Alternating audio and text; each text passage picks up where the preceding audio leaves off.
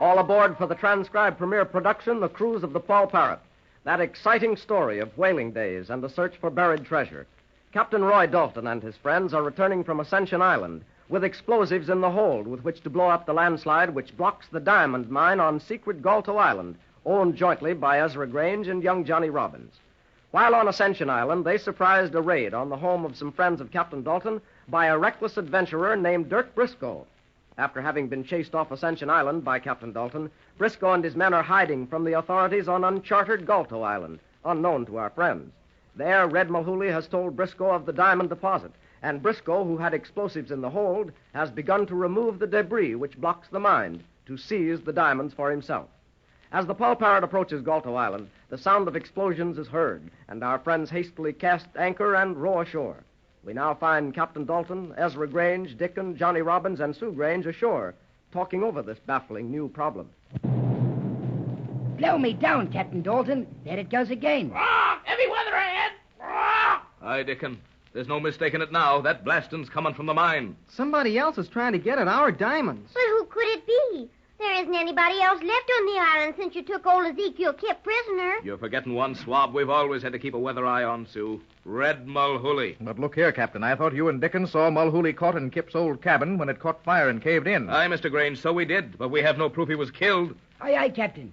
That Mulhooley Wallace is as tough as the hide of a bloomin' grampus.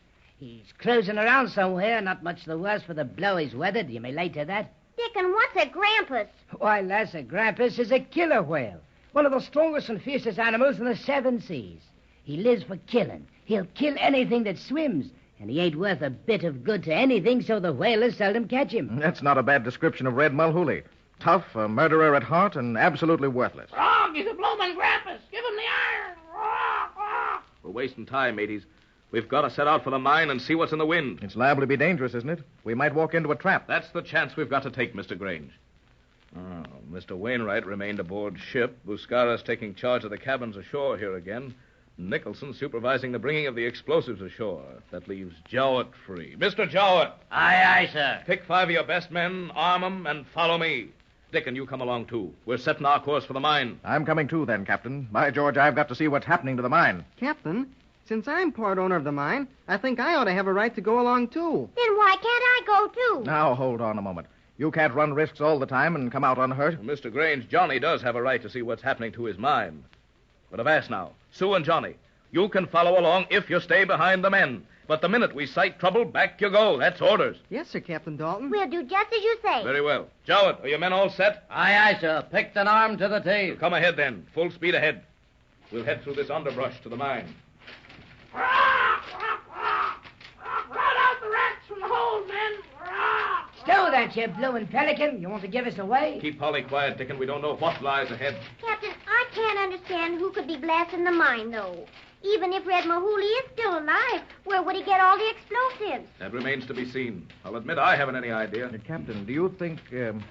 No, that'd be too fantastic. What were you saying, Mr. Grange? Yeah, never mind. It would be impossible. I was thinking that somebody else might have landed here, and Red told them about the mine. Well, that sounds possible enough, Mr. Grange. That does, yes. But this part doesn't. I thought there might be a chance it could be Dirk Briscoe. Lash me to the autumn. That's not as impossible as you may think. Avast, Captain. Look, he's right ahead. Avast! It's right ahead! It's right ahead! Listen, cheering. That must mean they're down to the mine itself. But that sounds like a lot of men. You sharp ears, Johnny. Blow me down. It seems we've run afoul of a whole crew. There. Right ahead is the little hill with the mine on top. Batten down the hedge, Captain. Look, they built a breastwork around the mine. Blow me down. They've hemmed themselves in like a fortress. Look out, Captain. There's a man up there at one side of the hill who sees us. He's aiming his musket. Drop to the ground. The lumber couldn't hit the side of a four-master. The lookout's going inside the breastwork to warn the men, Captain. Look, somebody's sticking his head over the mound. It's Dirk Briscoe. You were right, Mr. Grange. Well, welcome, visitors. It couldn't be the famous navigator, Roy Dalton, in the offing. I'm warning you, you bloody pirate.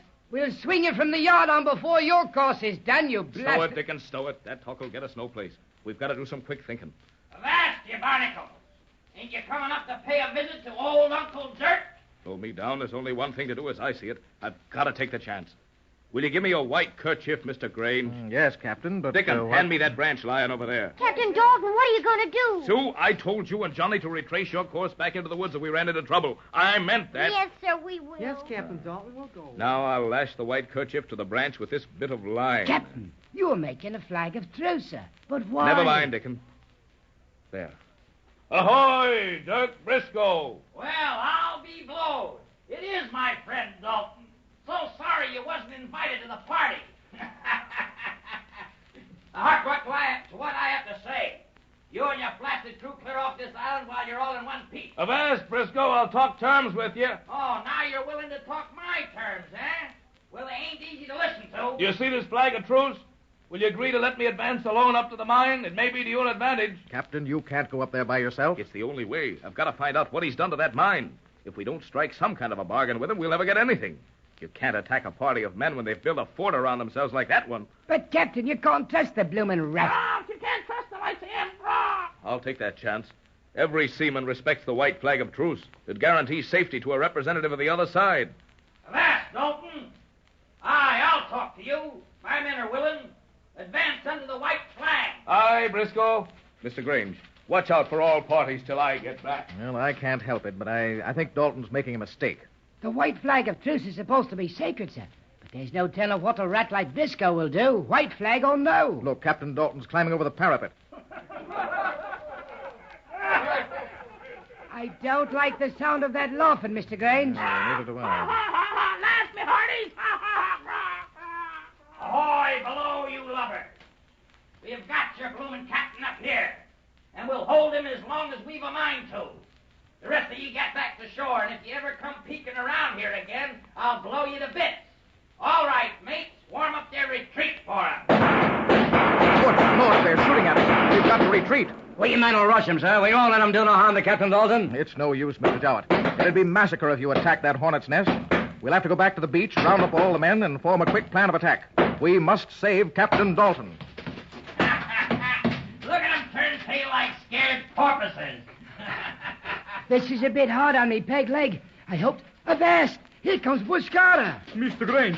Grange, I was looking for you. The boy, the girl. You mean Sue and Johnny? Why, they were with us a moment ago. Speak up. What's happened to them, Buscara? She's come out of the woods a few minutes back. I not pay much attention. Then she's both run away again, around side of the island. And they took some of the explosives along. What are you saying, man? Sue and Johnny came back and got some of the explosives? Yes, Mr. Grange. And then she's run away again, round the side of the island. Good Lord. Now what's become of them? And heaven only knows what's happening to Captain Dalton. Dalton, I thought you had better sense than that. Walking right up here into my hands after the deal you gave me back on Ascension Island. Briscoe, I didn't know any man who sailed the seas could sink as low as you have. There's no seaman who doesn't respect the flag of truce. The flag of truce be blowed. I'm respecting nothing when there's loot to be got. And for diamonds, I'd murder me own brother for diamonds. You may lay to that. Briscoe, I came up here to talk terms. You seized me and lashed me to this tree. And now you've got some bloody design in mind. Avast, whatever it is, get it over with. Dalton, you're not going to be injured. Yet. You're going to get the privilege of watching a very exciting scene. You'll be our guest of honor. That's why I lashed you facing the sea. From the top of this rise, you can just barely see the beach. And that beach will shortly be very, very hot. Blow me down. What do you mean? Mr. Briscoe, I got your engine fixed just like you told me. So help me, Captain Dalton, and lashed to a tree. Well, if this ain't the chance I've been waiting for years. Mahooley, you dog. If my hands weren't tied, I'd... Briscoe, loose this bowline just long enough for me to take care of that bill scout, Mahooley. I ask it as only fair. Fair? What do I care about anything being fair? That's setting him ashore at the right port, Dirk, matey. Avast, you red-headed walrus. I'm not Dirk matey to you. It's Mr. Briscoe I am. I ain't quite decided whether I ought to pardon you or not for what you did to me years back. But, Mr. Briscoe, you says it was all settled. We was mates. I told you about this mine, and you says... Stow it. Get back to your work on them engines. Later, I'll let you have all the fun you want with Dalton. Aye, sir. Just like as you say. But I can't hardly wait, so help me. Have the men draw them engines up here close to the parapet. Hollings, where's that blasted first mate of mine? Hollings! Aye, sir. Aye, I'm coming. Mahooley, get 2 of the men to help you bind that explosive in them canvas bags.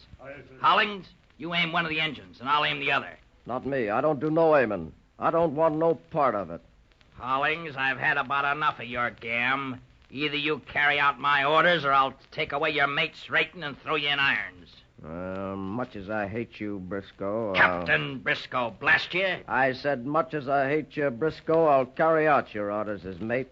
But I won't go slaughtering a crew of innocent and unsuspecting men by dropping explosives on them. Mahooley, take care of the other engine. I'll tend to you later, Hollings. Briscoe, you swine, what are you doing? Avast, my pretty friend. I always carries explosives in me hold. It comes in handy in my raids. That's how I could mine your diamonds. But here's how I usually uses them. See these engines? Blow me down. They look like catapults. Now you're getting smart, Dalton. Cannons is expensive and hard to purchase, so I had my trusty men make me catapults. The best part of them is they make practically no noise. I puts bags of explosives in them, lights them, and lets them go right into the middle of my enemies. You're not going to use them on my crew. That's right, Dalton. We'll let these surprise packages right down in the middle of the beach, where all your crew is. I don't expect they'll ever know what happened to them. You...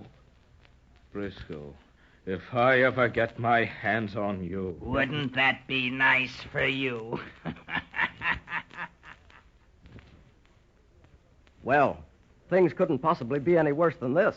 Briscoe is in possession of the mine. Dalton is captured and in great danger. And the whole crew of the Poll Parrot may be blown up at any moment by one of Briscoe's explosive catapults. And what's become of Johnny and Sue? Why did they run away with some of the explosives from the Poll Parrot? Be sure to listen for the next thrilling adventure in the cruise of the Poll Parrot. Your Poll Parrot announcer is Dave Ward.